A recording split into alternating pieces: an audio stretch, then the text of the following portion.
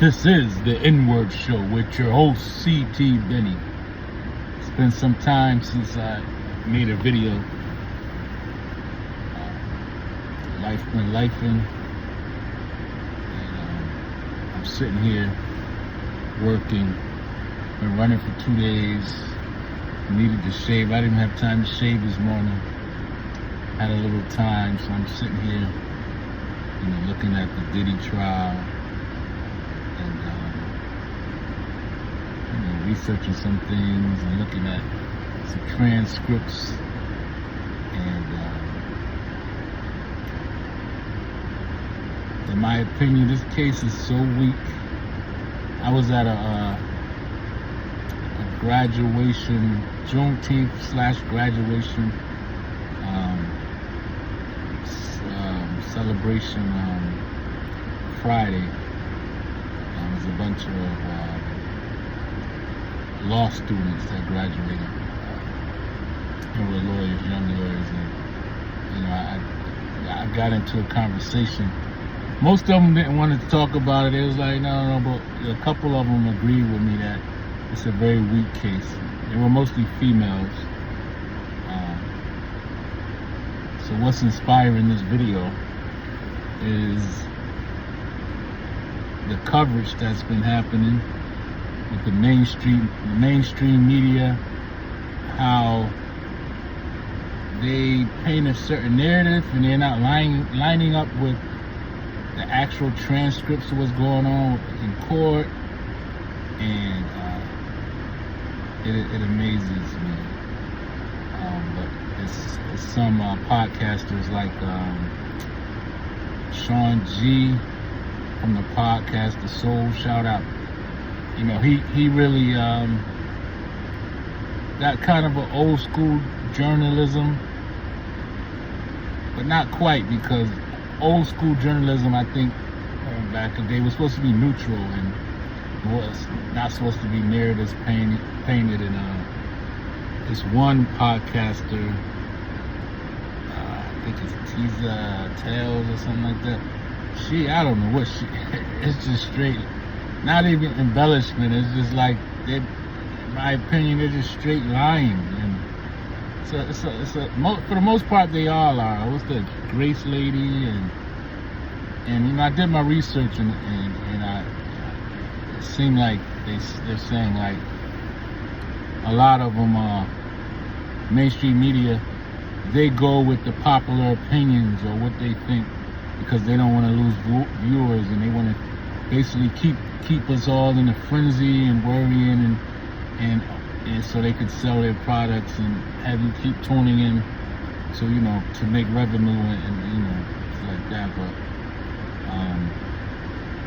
in my opinion, we already, as African Americans, black people, we get unfair treatment in the judicial system as is. So I just can't. I just cannot understand how can another black person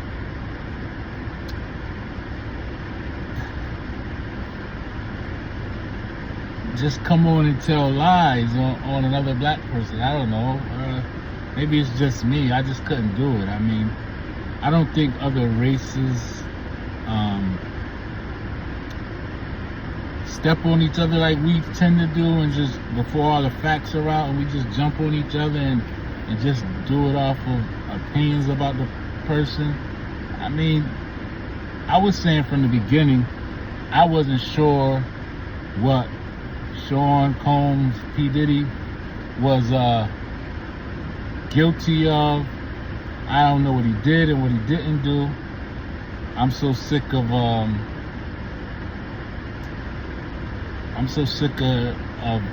the people that have to be politically correct. They got to come out and say stuff like, well, I don't condone domestic, I guess you can't say that on YouTube, DV. I don't condone what he did. I don't, and just act like every woman is honorable and tells the truth, and I'm just so sick of that, you know. I'm so sick of have listening to people being politically correct and just not calling it down the middle and what the facts are. And like I said, I was saying from day one, I was getting into debates with people. I don't know what he did and what he didn't do, so let's just not say he's guilty before all the facts come out. But what turned my head and what made me realize, because what they've been doing to the black man, in my opinion, since slavery, is a smear campaign, and they turn each other, they have us divide and conquer and turn each other against each other, and then everybody pile on. And they talked about the baby oil. They talked about they acted like it was gonna be freak off parties. It was gonna be a bunch of different celebrities. They tried to say he was, maybe gay. I mean, it was, that's the opinion that we all had. We was like, oh my God, all these videos gonna come out, all these celebrities, and all these celebrities, and so. But once the trial started, but what I'm gonna say, what turned my what had me having hope for the brother was when I learned that Brian Steele was on the case, because I know that lawyers of his caliber, he's one of the greatest legal minds, him and Shapiro, Diddy's whole team, they're like Westmoreland, she's awesome. Like, they're some of the greatest legal minds of all times. And once I found out he was on the case, because I know he had to see the discovery to take the case on. The discovery is what, if you don't know, the discovery is what the whoever, the prosecution or the state or the government, is all the evidence. So when his case started, I know I like, he asked for automatically asked for a speedy trial, meaning you got to have all the discovery to us by a certain date. If you don't have to ask for a speedy trial, they could drag it out. So all the evidence they had a certain time, and they drug it out. But once Brian Steele and these other great lawyers read the discovery and seen this case was so weak, because I don't think that they would put their reputations on the line. I learned about him and for like 2 years, watching him in the YSL trial and the great work he did, and that was a state Atlanta case, a state case, and he just destroyed it. And they were, in my opinion, and it seems, the judge got kicked off the case, and it was so much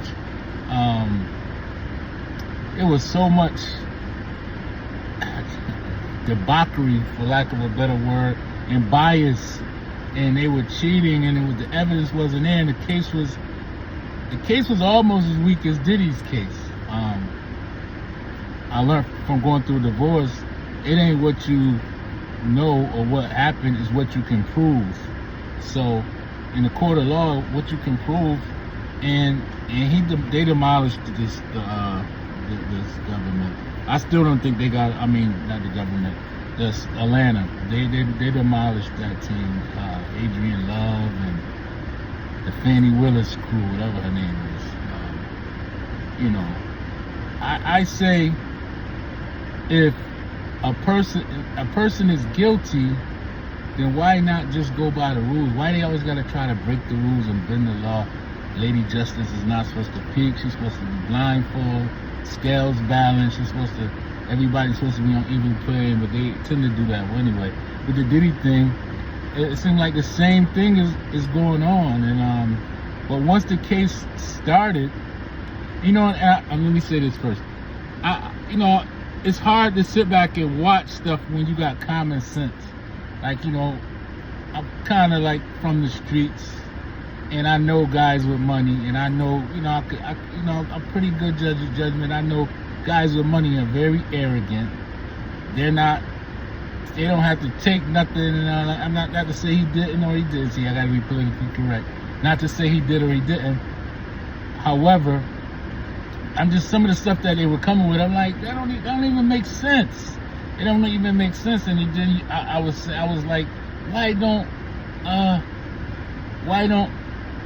his legal team and his people don't come out and try to debunk it or really speak about the facts, and then, but it's more, it makes sense as the case start and they're thinking all this stuff is coming out, and then when the trial comes, it's not there. It makes the people painting those narratives and putting all that smear shit out, it makes it look like, wow, that was a waste. I mean, you know, it's more powerful the way they do it. They don't say nothing. They don't go back and forth.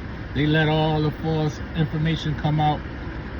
But yeah. But once Brian Still, I knew he was on the case. I had a good feeling that it was a weak case, and he had a chance to win, because, like I'm saying, lawyers like that, attorneys like that, he's one of the best I've ever seen do it. He's not going to take on a case he can't win, and he don't have a shot at it. And in my opinion, every witness that I read and heard, the government, the defense, Sean's team, Puffy's team, has been destroying them. And in my opinion, what they're saying, he was on drugs, and a lot of people were like, a couple of my friends, I got into it with, the feds are so strong, they got a 98% conviction rate, and he's going down. Okay, but in my opinion, this is what I think so far from what I've seen. The guy was on drugs, so people are like, he got her having sex with all these different men. This is what I'm about to say is not politically correct at all, and I don't care. But I think, this is just my opinion, from my experience and women I am encountered, a lot of women would have as with a lot of different men and multiple men if they wouldn't be looked at a certain way. And in my opinion, Diddy was paying her to have fun, and she was enjoying it, and giving her lavish gifts. And one time, I think one of the girls said he sent her $15,000 because she wanted to take her friends out. He's paying $10,000 rent a month, and paying for lawyers, and flying them all over the country, and supporting businesses, and let's talk about the video that they gave us. And he's a monster. Look how he did to her. I'm not gonna be politically correct, but this is not just politically correct. I'm being honest. I think a man that puts his hand on a woman, he ran out of game. Like, you know what I mean? He ran out of. You out of control, bro. You should never put your hands on a woman, because it ain't about her so much. It's more about me. Like, I'm too big of a person, and I'm a man. It's man, woman, child. God, man, woman, child. Like, I know who I am, and I know what I bring to the table. So I'm not putting my hands on a woman at this stage of my life. Now, have I ever? I plead the fifth. But as a grown, wise man now, he was foolish. But I'm gonna say this about the video. When I first seen it, but after seeing it, then really just taking the time to process it, he grabbed her hoodie, he snatched her on the ground. He kicked her, but he kicked her to the point where she barely moved. Like, he didn't like a man can really unalive a woman easily. Any man, the weak is a man, because it's just the way God created it. You know what I mean? They can unalive us basically, mentally, in a lot of ways, if you're a weak guy. You know what I'm saying? But it wasn't even as bad as he needed. I heard people say, one guy yesterday on infamous Sylvia's show, one of the guys I watched the videos, this guy said, I think he was supporting Diddy, but he said, well, the video You know, it was just DV. And if it was just a video, I think he should be in jail for the rest of his life. For that video, like, and then everything is basically based on money. But I'm thinking, even with the freak offs, I think, you know, he was on all type of drugs, and a lot of these drugs, hallucinants, and what's the one that makes you feel ecstasy and all of that. And you know, from my experience of being in the street, people that's on drugs, guys, they can't perform, but they still want women around. They want women around him, women around them. They go. I know this for a fact. Like especially Coca-Cola. You know, a guy can't. You know, but a guy still. I grew up in that era. A guy still, even though he can't perform and he's out of his mind, some guy still wants a woman there, and she's tricking him. That's why they call it tricking, with all of his stuff, and he can't even do nothing. So I don't know what that man get out of that, but that's his personal business. It ain't my thing.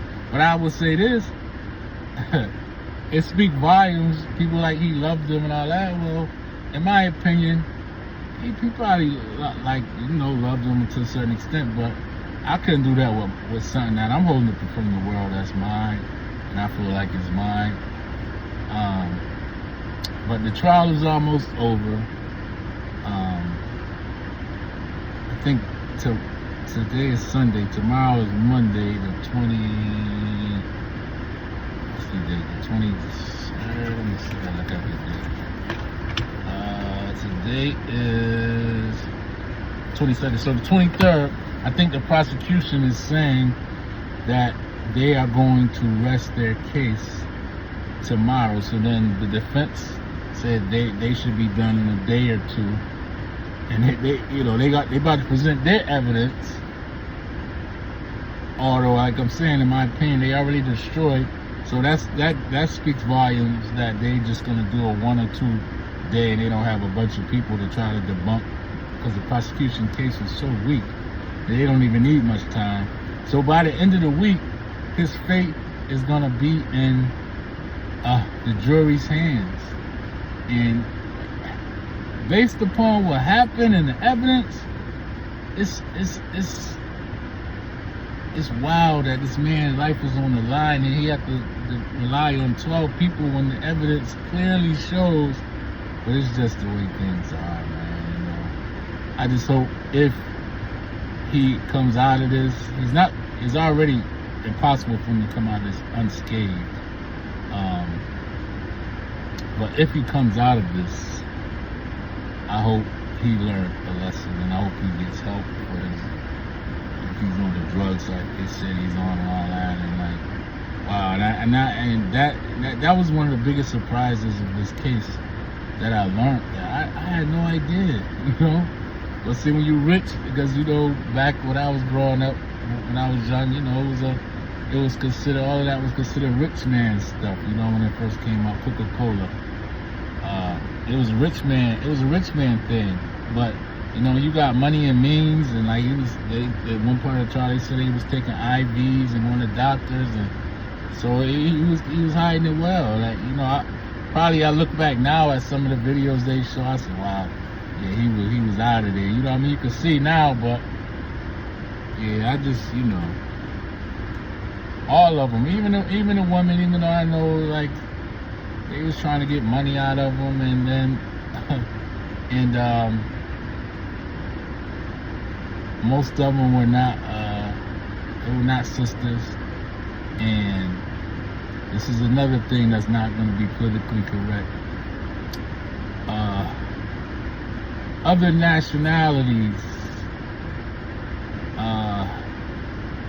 let me try to say this in the least harshest way. They are more cooperative and kind of like reared in that way where they, you know. But I ask this question to a lot of people: if you were a scorned man or woman, if you had a boyfriend or you had a girlfriend, and that person, you were working with them, for them, and you were doing things to woo them, and you wanted that person to be your partner, and they told you in advance that they were seeing multiple people, and everything that you thought you could sway, and you didn't listen to the point that that person said that they were seeing other people, and you just thought you could win them over and you would win in the end. But you did all of that, the person never changed, and basically, you know, you gave ultimatums and you kicked them to the curb. How many of us were not, and you didn't put a criminal case on them, you put a civil case, and you found out you can get asked for 30 million and walk away with 20 million. Who wouldn't do that? Who wouldn't do that? So, but the allegations and everything made the feds pick it up and turn it into a criminal case. She got 20 million out of Diddy.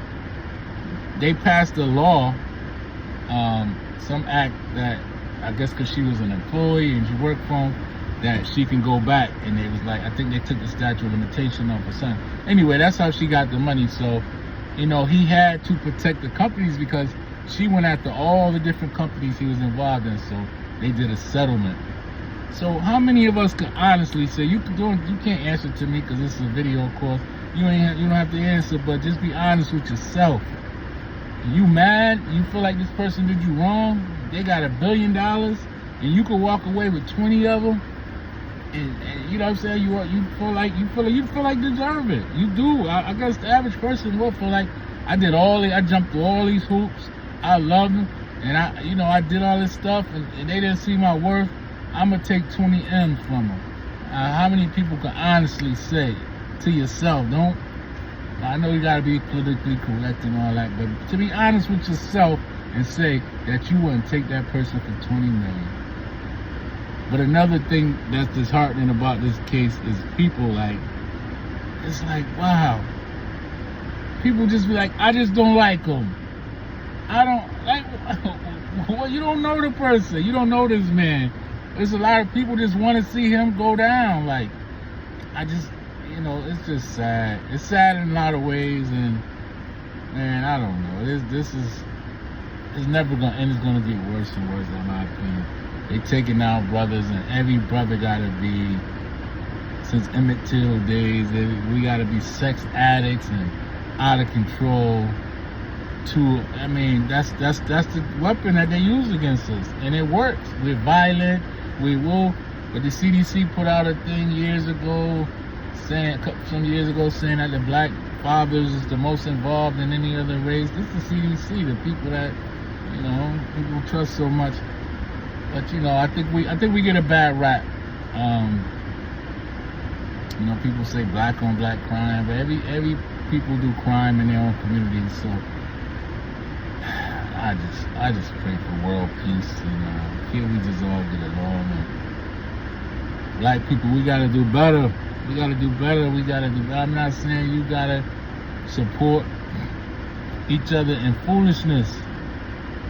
I'm not saying that, but what I am saying is that we gotta stop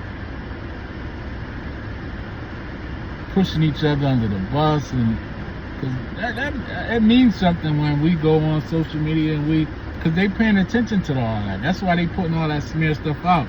Once they got us divided, then okay, now his own people not gonna support him. They already saying it. I can't recall any other race, especially I think white people are closer, Caucasians are closer to doing it to their own. But I don't see no other people that Asian and all that. They don't, and it's like, I don't know. I don't see that from them. I mean, at least and I think Caucasian people, at least they wait for all the evidence to come out. It was from day one. Oh, he did it. I believe he did it. Yeah, I knew it wasn't right. That's crazy. That's crazy to me. But I got about 20 followers. I don't know. You know, I put a couple videos out, one about detoxing, and I think I got a lot of views on that. I did a couple that was, you know. So I don't have a very broad reach, but I'm just giving everybody nowadays gotta have an opinion, and I'm sharing mine, and I just decided to do it because, like I said, I'm inspired by that brother Sean G from Podcast The Soul. You know, his journey, man. If you haven't, you should check his thing out and see his story and how I was listening to him Friday. I'm subscribed to him, and he was saying how you know, people don't tell him who to interview on his show because he started his podcast with one person, which is himself. He had one follower, which is himself, and that's where it started. Now he has 100 something thousand, 150. He got some nice followers, so he's probably monetized. He's making money off of it. But I like his, you know, he resonates with me.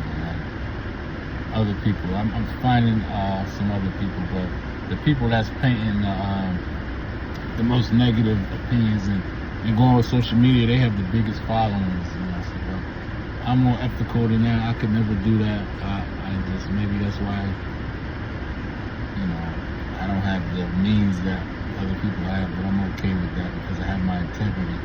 Well, I gave my 2 cents, and if you listen, I appreciate you, and